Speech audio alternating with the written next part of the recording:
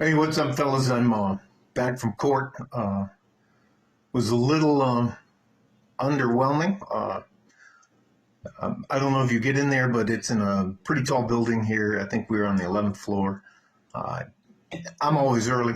Uh, he was already at the bench, the defendant's bench, with his attorney, and the judge was down, and the prosecutor, the prosecuting attorney, and the girl were sitting on the right. We were on the left. He looked over, smiled, went up, put my hand on his shoulder, and I sat right in back of him. And I don't know if you know much about it. You know, you got to get sworn in if you're going to testify. Anyways, it starts. They're going back and forth and back and forth and back and forth. And finally, his attorney, no, I'm sorry, it starts off and the plaintiff gets to say why that they think this guy's guilty. Well, he turns back to me about 2 minutes into the district attorney's deputy district assistant district attorney. I think it's ADA. One of the ADAs was arguing the case, and he tells to me, "I got this," and I was like. It's like, okay, but I was like, look, I took a shower, put my suit on. I mean, this, honestly, guys, is the only suit I got. So, and it still fits, by the way. So, anyways, and then they finally finish up, and it's the defense's turn, and they roll in this projector where they can show the videos and do the sound. And this guy had been recording for like a month. He knew he was going to break up with the girl, but he wanted proof. And he had her on tape recording. He had recordings of her saying she was going to ruin his life and he better not leave her, and she loves him and he has to love her back. And I mean, she was a straight up psychopath. So eventually, probably 35 to 45 minutes in there, the judge tells the prosecutor he needs to dismiss the case. So the prosecution files a motion for dismissal. That was it. But do you realize that put him out 10 grand? That now that young lady has to pay him. How fucking evil was that? I didn't realize that your attorney, if they're looking out for you, if they know you're innocent and they know you got money taken. Anyways, they reversed the role. I'm sorry, I'm pointing like because she's over there. You should have seen her face. It was fucking. No, they had to hold her down, man. Can't even fucking tell you. All that to say that. Even though I didn't get to get up and talk to him, he was like, "Hey, thank you, coach. I appreciate that." Da, da, da, da. Give me a big hug. He gave me a big hug. And I said, "Well, hey, like a fart in the G-string, I'm out of here." He laughed, and I got in the elevator, and I was coming home, and I promised you earlier today that I would talk to you about the word corruption. And this is something you have to learn to deal with, especially if you're going to get into any kind of business in the civilian market. There is a thing called the cost of doing business. Now, the cost of doing business has a lot to do with the amount of corruption. That's just a normal part of our society. And if anybody tries to tell you that the United States isn't corrupt, they're full of shit, and they're lying to you. And don't hang around with people like that. Along with corruption, we're going to talk about at some point in time in your life, you're going to have to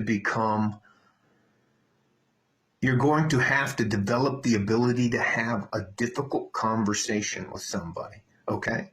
Especially if you want to be successful. Now, that's an art form, and it shouldn't be used as like a cudgel, a nightstick. You shouldn't beat somebody over the head with having an uncomfortable conversation with them. So we'll go back to the corruption.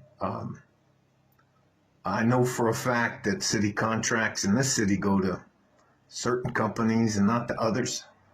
The International School District has certain companies that they favor who always seem to win the closed bids.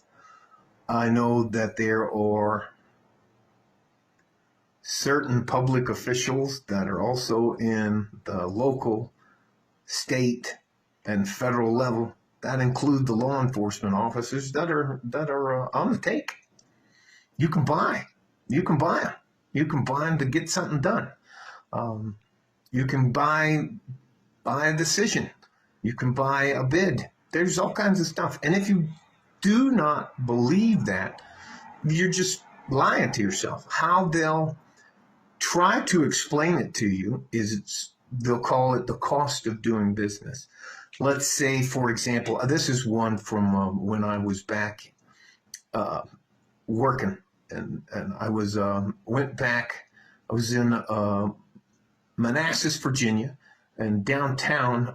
This company, three guys, .com guys, wanted to buy this old historic building downtown, use the bottom of it as a brewery, and then the rest of the building, the second, third, fourth, fifth, sixth floor, as a residence, so they could all have bachelor pads and stuff like that. Now, there was a guy on the city council who wouldn't approve it, and he let them know, somehow he let them know that if they would buy what was it, 1,000 turkeys or something like that, and pass out free turkeys for like most of the city in his district, that he would vote yes. And that's what I call that's actual corruption, but that's what they got the building. They did what they had to do to get the building. And it's a very successful microbrewery in Manassas, Virginia. And I don't know if it's still open due to the pandemic and that. I don't really keep in touch with them, but that's what I mean about the corruption and the cost of doing business. Here's another one. Ghislaine Maxwell, Epstein's lady who had the black book. She's in jail. There's no list. I say that again. There's no list of clients. There was a list of clients. Have any of you ever heard of anybody being prosecuted for having sex with minors? You know, like billionaires and princes. Andrew, have you ever seen Bill Clinton? Have you ever seen any of those guys? Okay. That's another form of corruption. The military-industrial complex sometimes doesn't give the soldiers the proper gear.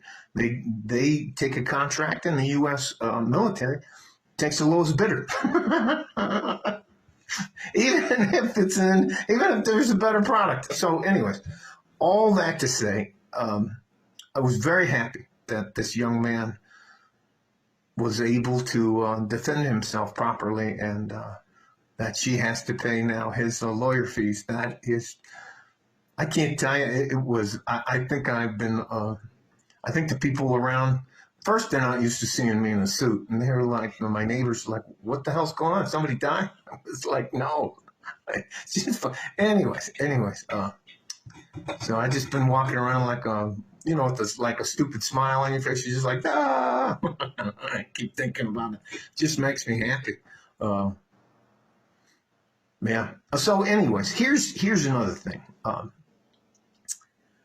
As you get older, if you do the right things and you have your plan, you're going to become successful. One of the things that you're going to have to do when you become successful is either if you work for a company or you work for yourself, you're going to have some very uncomfortable conversations with some people who work with you, work for you, or are actually your bosses. And sometimes you have to tell the king that he doesn't have any clothes on. And if you're unable to have those conversations, the longer you're in the business environment or the working environment, you're going to hurt yourself. And I'm not talking about you jumping up and pointing your fingers in somebody's face and like, fuck you, and you're a dickhead or something like this. But sometimes, especially if you're a middle-aged man or a little bit older man, you have to tell some of the younger guys, that even older guys that think that they've earned the right to be there because they just stuck around. Sometimes you have to tell those guys, look, you're not getting things done. You show up late again, and I got to let you go. It's not a threat. I'm not trying to ruin your life or anything else. But if you can't be here on time, we're not paying you for just showing up when you want to show up. Just stuff like that. Bad behavior. There are people who are literally bullies at work.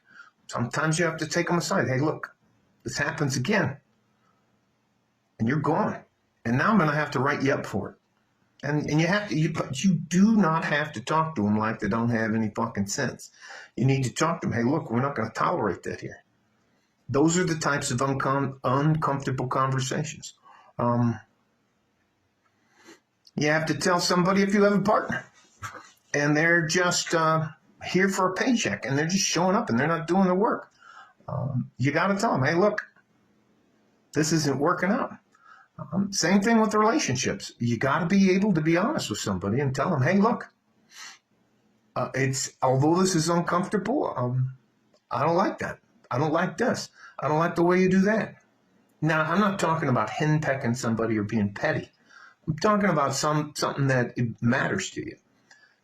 You have to become comfortable, not abusive, with being able to tell somebody they're not doing what they're supposed to be doing. You can do that in a decent manner, then fine. If the guy's an asshole, you can say, hey, you know what? I brought you in here today, and I'm going to free up some of the rest of you. I'm going to free up some of your time. You don't work here anymore. Okay? Don't make a scene. I'm not going to tell anybody.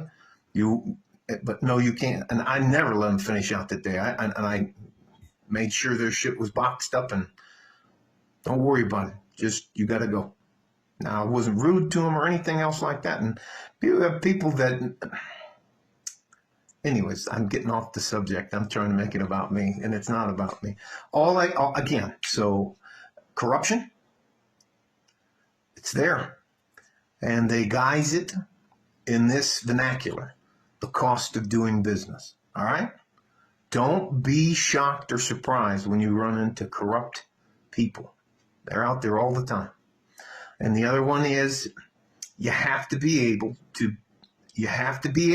as you progress and become successful, to have uncomfortable conversations with people, okay? Stay safe and healthy.